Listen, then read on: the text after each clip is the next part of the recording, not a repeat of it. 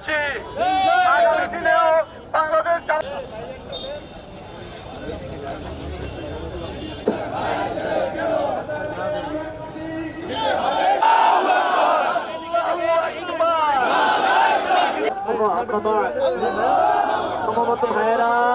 আমাদের একটা দাবি বেছে নাই।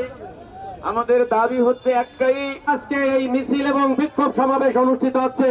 এ পর্যায়ে ইসলামী গোপালগঞ্জ জেলা শাখার আমির প্রখ্যাত যতদিন না পর্যন্ত মুসলিম নেতা মুক্ত না হবে